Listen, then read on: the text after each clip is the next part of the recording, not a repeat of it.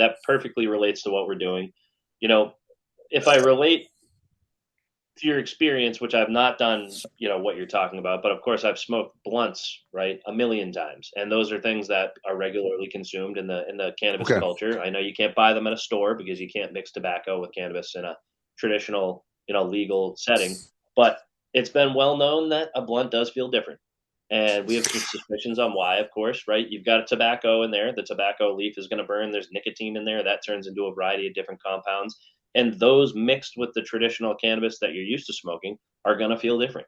And there's pharmacology behind that. So, this is right up our alley, for sure. And I've heard similar Awesome. things about not just mullen leaf, but a variety of different leaves, especially south of the border, down in like Colombia and areas like this, where people are doing certain ceremonies and burning and inhaling just the smoke from tobacco, not even in a cigarette form, but in other fashions as Fascinating. well.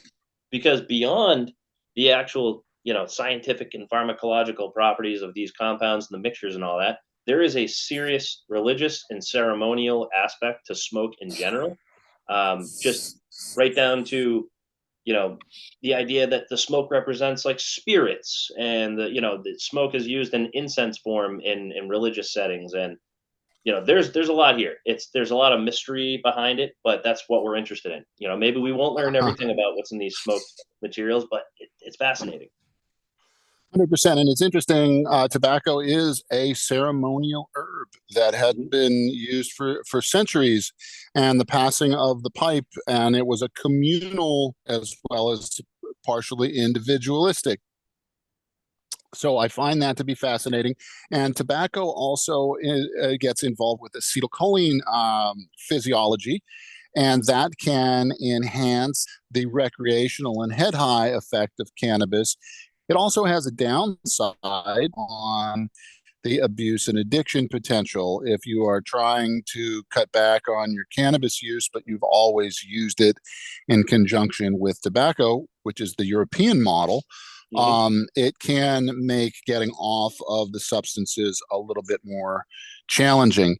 What I also find interesting are some of the big studies that have been done on, because nobody's saying that the smoke is good for us, but in some of the potential possible anti-cancer mechanisms of cannabis smoke as opposed to tobacco smoke. And there's some very interesting epidemiologic studies with Donald Tashkin as a researcher that's top of my mind, coming to mind, looking at different cancer rates for tobacco smokers versus folks who either use tobacco and cannabis separately or also combine them together. So it's just real fascinating.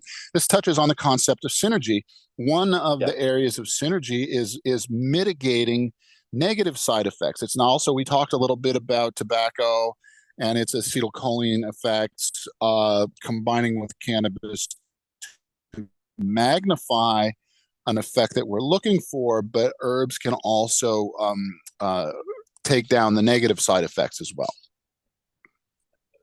No, that's a great point. I mean, when you consider the combinations, right? I mean, first of all, to touch on the European model, I lived in the UK for a little while, and pretty much everyone that I smoked cannabis with there smoked it with tobacco, even if it was in a pipe or a bong or something like that. Everybody mixed it Was with it mostly hash, Andy, or was there flour in there? oh, cannabis flower. Yep, cannabis flower and Okay. tobacco just rolled into a joint or something like that. But Mhm. I was surprised by that. Obviously, I've been exposed to it prior to living there, but it was the main way to consume cannabis. It was always in conjunction with tobacco, pretty much most of the time, 90+% of the time. And I thought that was fascinating, but mostly because you get a different buzz, right? It's not just going to be True. what you're It's getting. very true.